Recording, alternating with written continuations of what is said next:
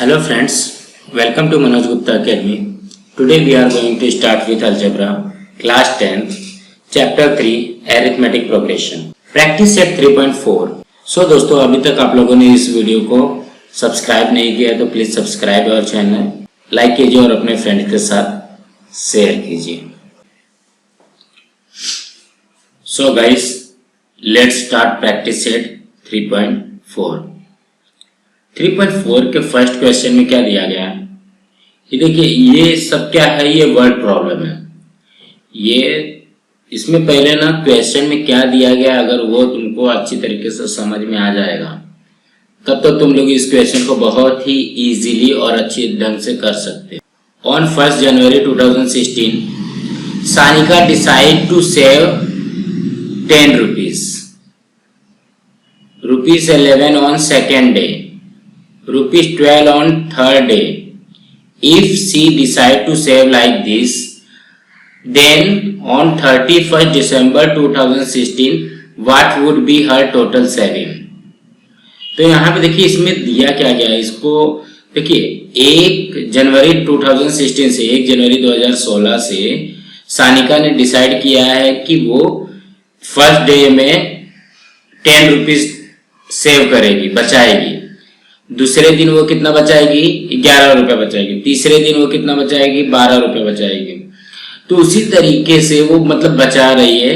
Then on 31 दिसंबर 2016 और 31 दिसंबर 2016 31 दिसंबर 2016 तक वो कितने रुपए टोटल सेविंग करेगी, कितने टोटल बचाएगी. मतलब इसने क्या किया कि 1 जनवरी 2016 से बचाना चालू किया है और वो 31 दिसंबर 2016 तक बचा रही है. यहाँ पे देखो, इसको पहले समझ लेते हैं.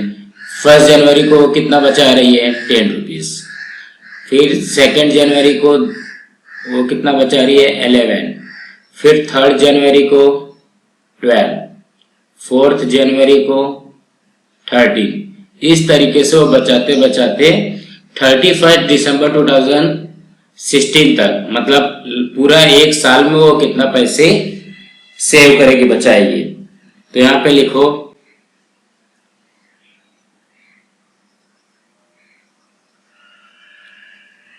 सानिका सेव्स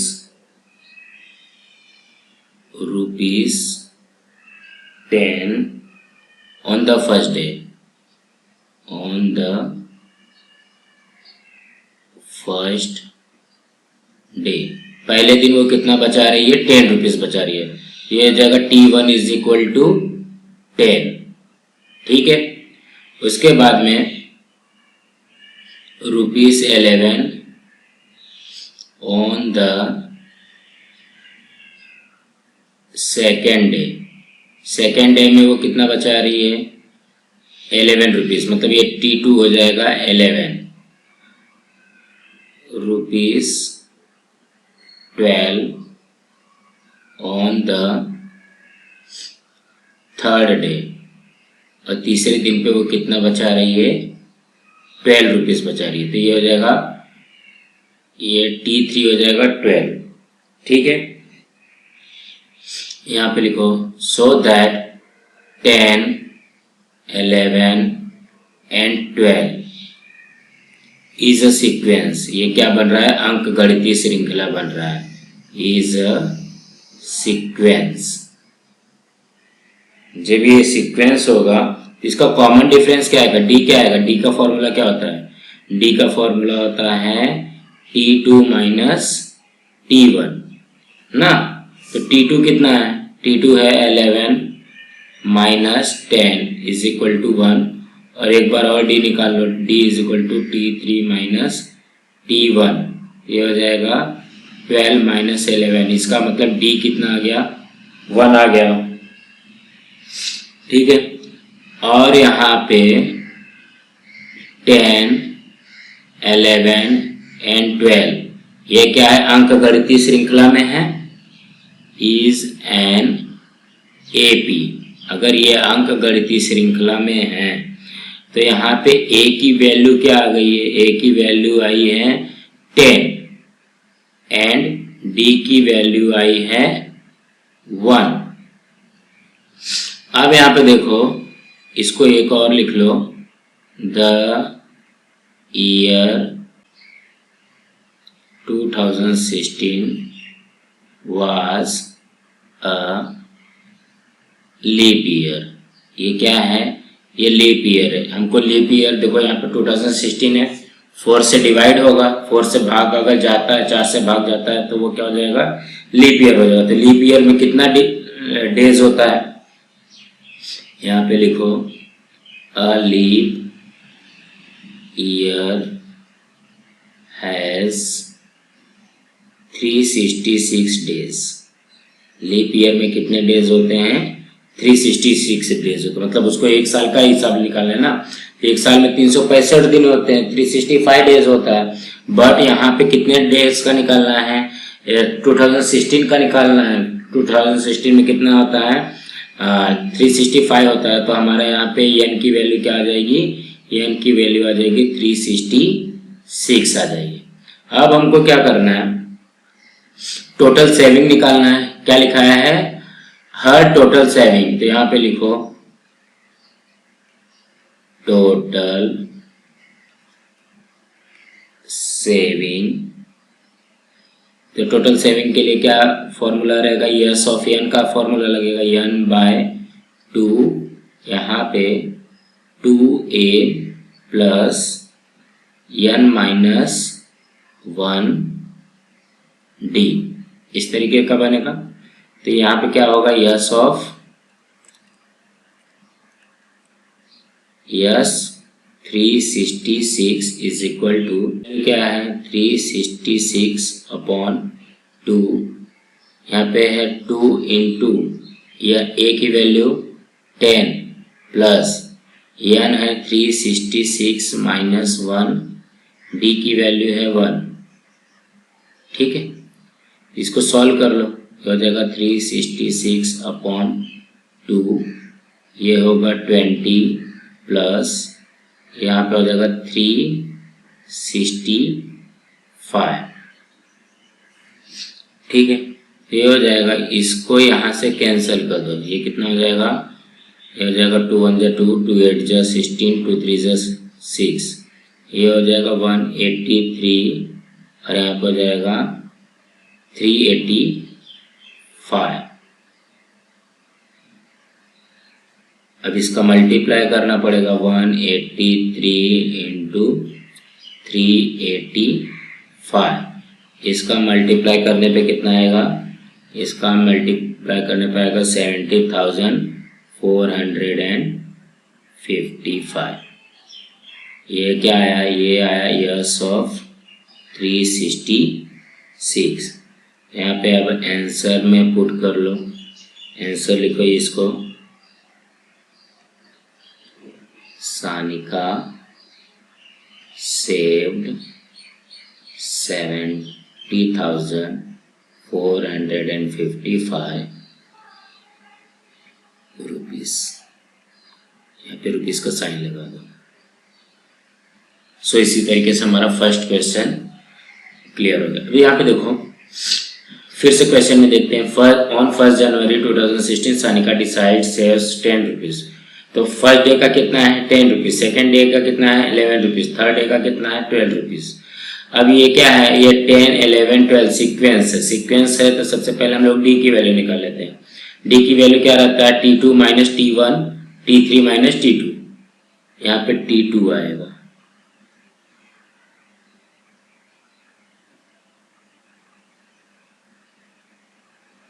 यहाँ पे T2 आएगा। तो T2 हो जाएगा। तो फिर 12 माइनस 11 1, फिर 10 11 and 12 is an AP। A is equal to 10 और D इज इक्वल टू 1 आ गया है। A जो रहता है वो T1 रहता है और D की वैल्यू आ गई। अब हमको यहाँ पे जो हमारा 2016 दिया है, ये क्या है? ये 2016 एक लीप ईयर है। अगर 2015 दिया होता तो 365 डेज का निकालते थे हम, लेकिन ये जो लीप ईयर दिया है, इसीलिए जो लीप ईयर होगा वो कितने डेज का होगा? वो 366 डे का होगा, 366 डे का होगा। तो हम लोग टोटल सेविंग में क्या करेंगे? एन की वैल्यू क्या रहेगी?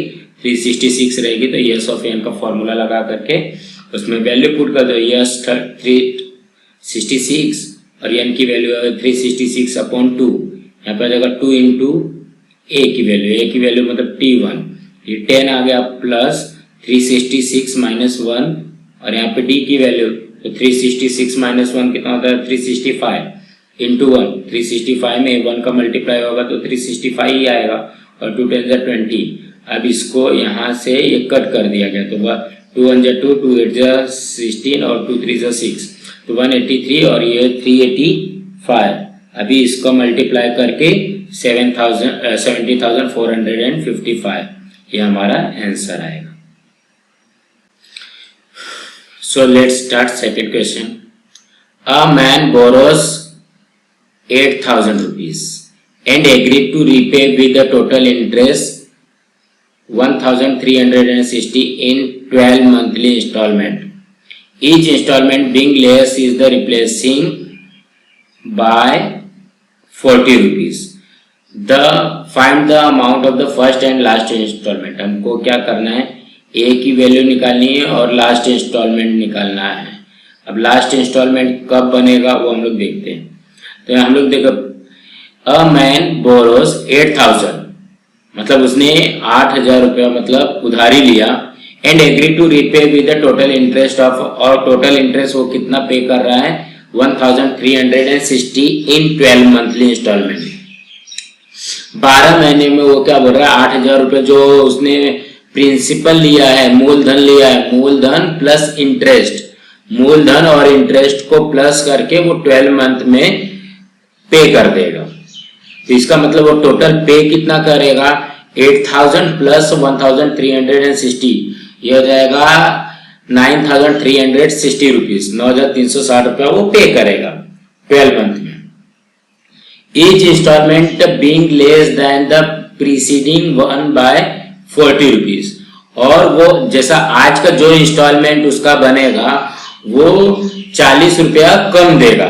जैसे फर्स्ट महीने में जितना भी इंस्टॉलमेंट बनेगा सेकेंड मंथ में वो क्या करेगा 40 रुपया कम देगा, थर्ड मंथ में क्या करेगा फिर से 40 रुपया कम देगा, मतलब 80 रुपया कम हो जाएगा।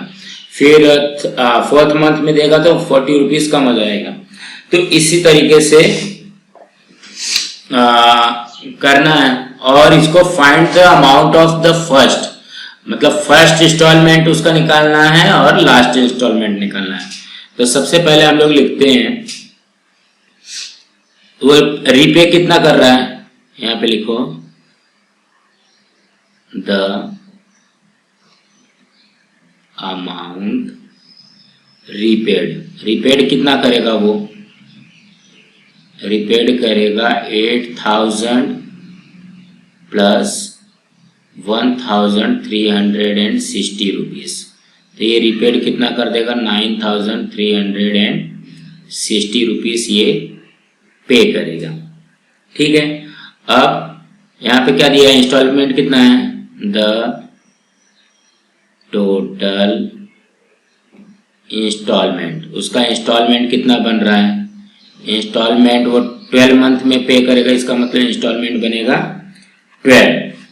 तो हमारे पास देखो यहाँ पे यन दिया हुआ है, यन कितना है 12 दिया है, और यस ऑफ एन टोटल वो कितना करेगा, तो ये हो जाएगा S of 12 is equal to 9,360 rupees. ये उसका यस ऑफ 12 बनेगा। टोटल ये कितना पे कर रहा है ना, ये इतना टोटल पे कर रहा है। अब यहाँ पे क्या लिखा गया है, each instalment being less than preceding one by 40 rupees. यहाँ पे लिखो इसी को,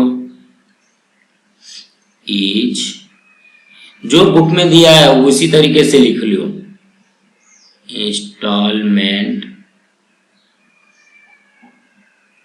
being less than preceding one by rupees 40 rupees अगर कर रहा है तो क्या हो जाएगा, हमारा डिस्टेंस बनेगा ये ये डिस्टेंस कितना बनेगा, -40। जब -40 बनेगा तो ये क्या हो जाएगा, दिस इज एन AP। ये जो सीक्वेंस है वो क्या बनेगा, AP बनेगा। अब यहाँ पे देखो ये AP तो बन जाएगा, बट हमारे पास यही सिर्फ D दिया हुआ है, N दिया हुआ है और S of 12 दिया हुआ है। हमको क्या क्या निकालना है, हमको फर्स्ट इंस्टॉलमेंट निकालना है। इसका मतलब हमको क्या निकालना है, T1 बोल सकते हो या तो A बोल सकते हो। एक ये फाइंड करना है और लास्ट इंस्टॉलमेंट निकालना है, मतलब T12 निकालना है। ठीक है, ये दो हम लोग को निकालना है। तो सबसे पहले हम लोग क्या करते हैं, S of n का फॉर्मूला रख करके हम लोग A की वैल्यू निकाल लेते हैं। यहाँ पे S of n का फॉर्मूला रखो। S of n का फॉर्मूला क्या है, n/2, यहाँ पे आएगा 2a प्लस n-1 d। तो S of n की वैल्यू कितनी है, 12 है। n की वैल्यू 12 है तो यस 12 हो जाएगा। यहाँ पे भी 12/2, यहाँ पे आ जाएगा 2 इंटू a हमको दिया है क्या, a की वैल्यू तो हमको फाइंड करना है। तो यहाँ पे 2a प्लस 12-1 इंटू -40, इसी तरीके से बनेगा।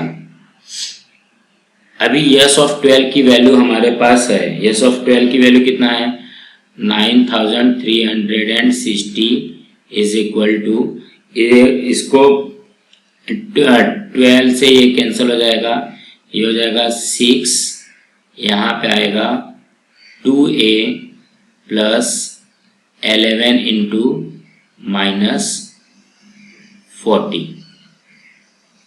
ठीक है, सो दैट यहाँ पे क्या होगा, 9360 इज इक्वल टू 6, यहाँ पे होगा 2a, ये दोनों का मल्टीप्लाई हो जाएगा तो ये आ जाएगा -440। यहाँ पे देखो ये क्या हो रहा है, 6 से मल्टीप्लाई हो रहा है तो यहाँ पे जाएगा तो क्या हो जाएगा, डिवाइड हो जाएगा। 9360 upon 6 is equal to 2a -440। तो 6 के टेबल से कैंसिल करो इसको, 6 1 जा 6, यहाँ पे आया 3, 6 5 जा 30, यहाँ पे भी आया 3, 6 6 जा 36 0। तो so that 1560 is equal to 2a minus, ये हो जाएगा 440।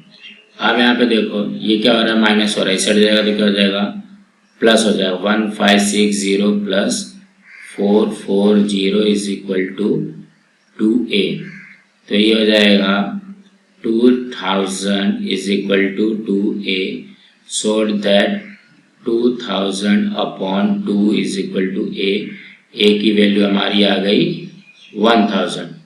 यहाँ पे लिख लो a इज इक्वल टू 1000। ठीक है,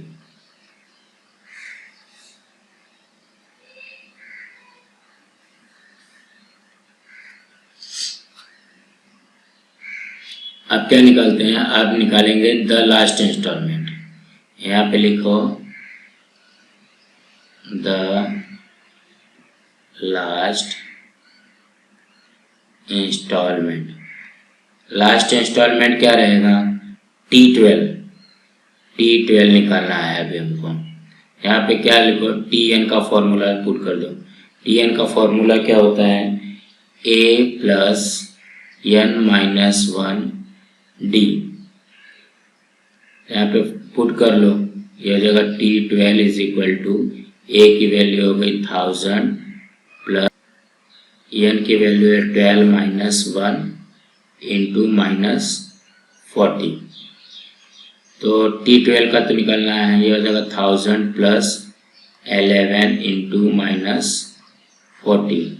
11 में ये 1000 है, यहाँ पे 1000 माइनस ये हो जाएगा 440, ये हो जाएगा 560 रुपीज़। अब यहाँ पे आंसर लिख लो, ये जो भी आंसर आया है उसको बॉक्स में पहले लिख लो, उसके बाद लिखो आंसर में क्या लिखोगे? The first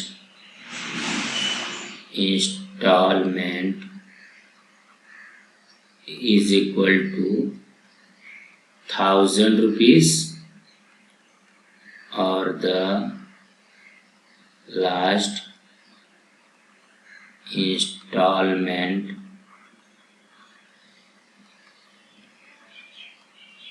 560 rupees. तो आप देखो हम लोग कैसे किए इसको। उसने अमाउंट को कितना रीपे करना था, कितना रुपया उसको पे करना था, 8000 प्लस 1360, तो ये हो जाएगा 9360 रुपीज उसको रीपे करना था। मतलब उसने लोन लिया था या कर्जा लिया था, उसको रिफंड करना था। और टोटल इन्वेस्टमेंट कितना था? 12 जो है 12 मंथ में दे रहा है, तो उसका टोटल इंस्टॉलमेंट कितना बनेगा? 12 बनेगा। तो यन क्या हो जाएगा? यन हमारा 12 होगा। और यस ऑफ यन हमको दिया गया है 9360, मतलब टोटल वो कितना पेमेंट करने वाला है वो। यस ऑफ 12 मतलब सम ऑफ 12, टोटल वो कितना पे करने वाला है। टोटल कितना पे करने वाला था? 9360 rupees. Then each instalment being less than preceding one by 40 rupees, मतलब जो भी उसका इंस्टॉलमेंट था वो पहले के इंस्टॉलमेंट से 40 रुपया कम था। 40 रुपया कम था ना, ज्यादा नहीं था, तो कम रहेगा तो क्या हो जाएगा? माइनस में आएगा। तो डी इसका क्या आ जाएगा? -40 आ जाएगा। अब हमको फाइंड क्या करना था? First and last instalment. तो फर्स्ट इंस्टॉलमेंट के लिए क्या है? ए है, जो भी फर्स्ट इंस्टॉलमेंट रहेगा स्टार्टिंग का रहेगा वो क्या रहेगा? प्रथम पद क्या है? ए रहेगा। और लास्ट इंस्टॉलमेंट अंतिम पद क्या रहेगा? T12 रहेगा, जो ये T1 और T12। तो T12 और T1 निकालना था, तो यस ऑफ एन के फॉर्मूला में रख करके हमने यस ऑफ एन में यस ऑफ 12 रखा, तो 12/2 यहाँ पे आया 2a, और यहाँ पे n की वैल्यू 12 माइनस a, और d की वैल्यू कितनी है? -40। अब इसमें से 1 का वैल्यू a का वैल्यू निकालना है, तो ये हो जाएगा इस यस 12 का वैल्यू कितना दिया? 9360, और ये इसको डिवाइड करके 6, ये 2a तो ऐसे ही है क्योंकि a की वैल्यू फाइंड करनी है। 12 माइनस 1 हो गया 11, और ये -40 का मल्टीप्लाई हो रहा है। जब -40 का 11 में मल्टीप्लाई होगा तो ये हो जाएगा 440, और यहाँ पे सबका सब सेम आएगा। 9360 is equal to 6 2a minus 440। अब यहाँ पे देखोगे तो 6 से इसका मल्टीप्लाई हो रहा है, तो यहाँ पे जाएगा तो क्या हो जाएगा? डिवाइड हो जाएगा। ये डिवाइड होने के बाद में इसकी वैल्यू आ जाएगी 1560, और ये हो जाएगा 2a और -440। ये हो जाएगा 1560 is equal to 2a minus 440। ये -440 है, इस साइड जाएगा तो क्या हो जाएगा? प्लस हो जाएगा। अपोजिट डायरेक्शन में जाता है तो प्लस हो जाता है। जब ये प्लस हो जाएगा तो इसकी वैल्यू क्या आ जाएगी? 2000। और यहाँ पे 2a है तो 2 से मल्टीप्लाई हो रहा है, तो फिर से जाएगा यहाँ पे डिवाइड होकर के a की वैल्यू आ गई 1000। ये हमारा क्या हो गया? फर्स्ट इंस्टॉलमेंट हो गया, T1 हो गया। अब हमको T1 तो आ गया हमारा।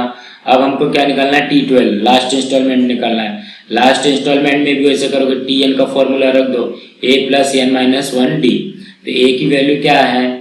1000। n की वैल्यू देखो, यहाँ पे भी n की वैल्यू 12 है, तो यहाँ पे भी n की वैल्यू 12 माइनस 1, और d की वैल्यू -40।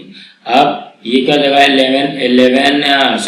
12 माइनस 1 क्या कितना होता है? 11, और ये -40 है ही, और ये 1000, तो 1000 माइनस 440 हो जाएगा 560। The first instalment 1000 and last instalment 560।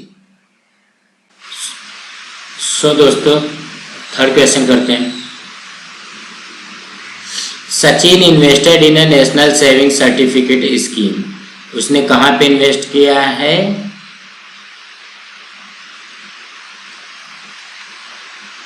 Sachin invested in a national savings certificate scheme. In the first year he invested 5,000, and second year 7,000, and the third year 9,000, and so on. Find the total amount that he invested in 12 years. तो देखो यहाँ पे क्या लिखा है? Sachin invested in a national saving certificate scheme. Sachin ने national saving certificate scheme में invest किया है कुछ पैसे। In the first year he invested 5,000। First year में उसने कितना इन्वेस्ट किया है? 5,000 इन्वेस्ट किया है।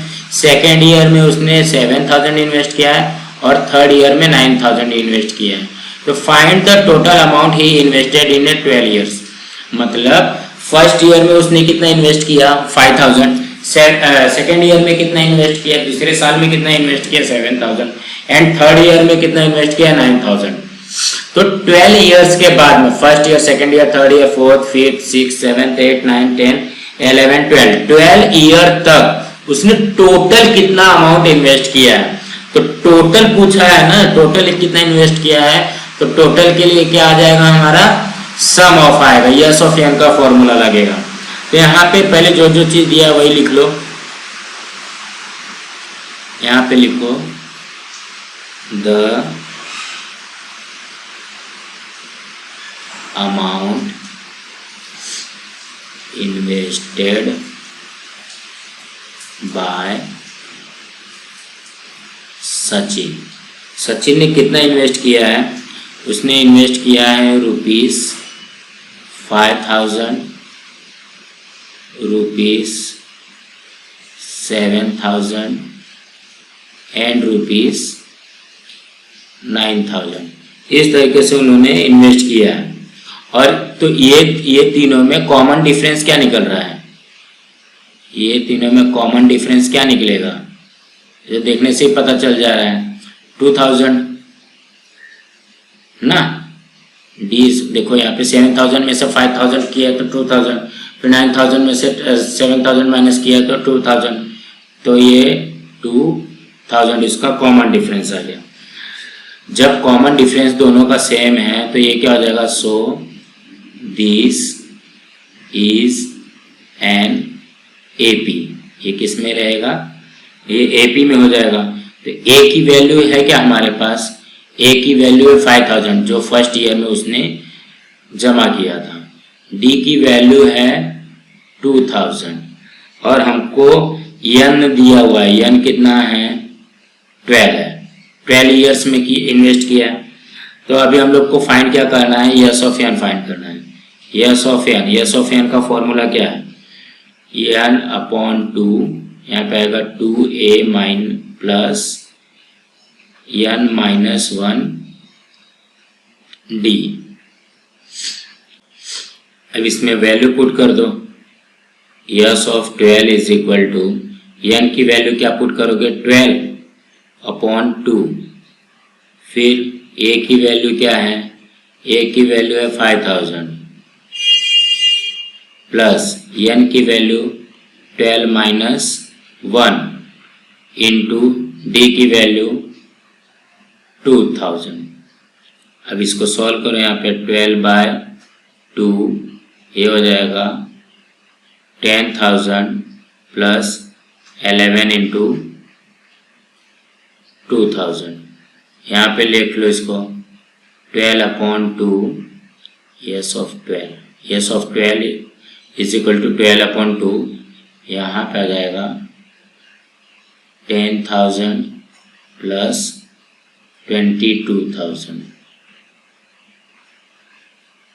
so that yes of 12 is equal to 12/2 into, तो ये जाएगा 32,000। तो ये इससे कैंसिल हुआ 6 टाइम में, so that yes 12 is equal to, इसको कैंसिल करेंगे तो क्या जाएगा 6 into 32,000, so that S 12 is equal to, यहाँ पे लास्ट के 3 0 आ जाएंगे, 6 2 ज़ा 12 1, 6 3 ज़ा 18, 18 and 1 19, 1,92,000 ये टोटल इन्वेस्ट करेगा। तो यहाँ पे यस 12 ये आ गया, ये हमारा। अब इसको अब हम लोग आंसर यहाँ पे पुट करते हैं। आंसर क्या लिखोगे,